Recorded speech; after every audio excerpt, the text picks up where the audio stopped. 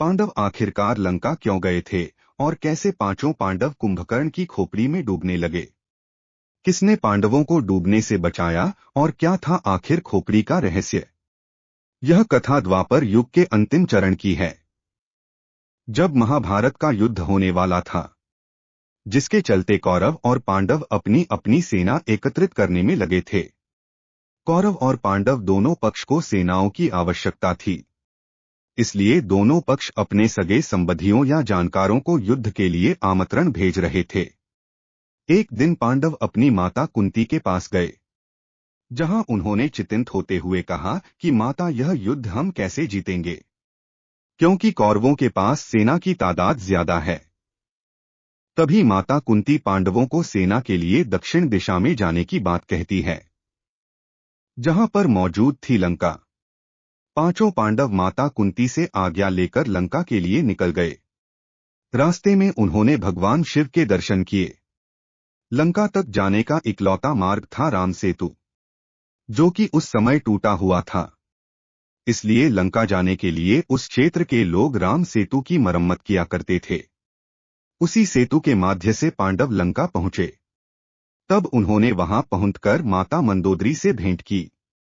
माता मंदोदरी से मिलते ही पांडवों ने माता मंदोदरी को प्रणाम किया और कहा कि आर्यवर्त में अधर्म फैल चुका है, जिसके चलते हमें अपने सगे संबंधियों के साथ एक विशाल युद्ध में कूदना पड़ रहा है, जो धर्म और अधर्म की डोर को समेटे हुआ है।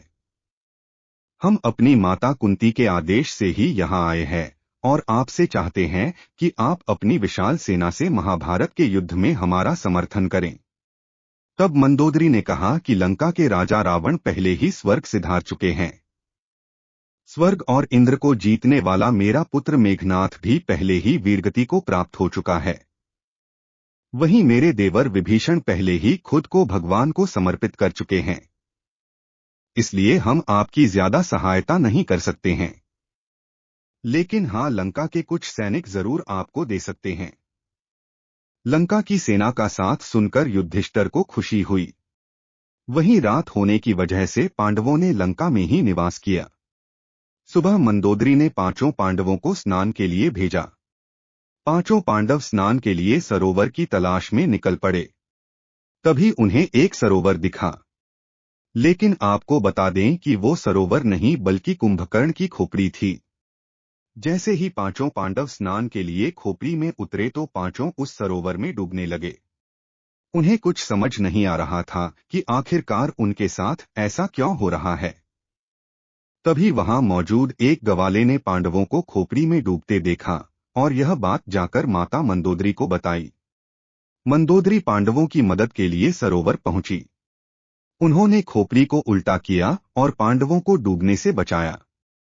पांडवों ने माता मंदोदरी से पूछा कि आपने सरोवर को कैसे उल्टाया। तभी माता मंदोदरी बताती है कि सरोवर नहीं बल्कि मेरे देवर कुंभकर्ण की खोपड़ी है। यह सब सुनते ही पांचों पांडव एक पल के लिए हैरान रह गए। इसी के साथ माता मंदोदरी ने पांडवों को रावण की कथा भी सुनाई कि कैसे वो अधर्म के मार्ग पर चलते हुए भगवान श्री राम के हाथों मारे गए। मंदोदरी ने पांडवों को कहा कि अगर तुम धर्म के साथ हो तो निश्चय ही जीत तुम्हारी होगी।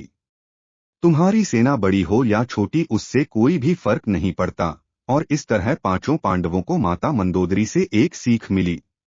दोस्तों, अगर आपको कहानी अच्छी लगी हो तो वीडियो को लाइक और चैनल को सब्सक्राइब करें।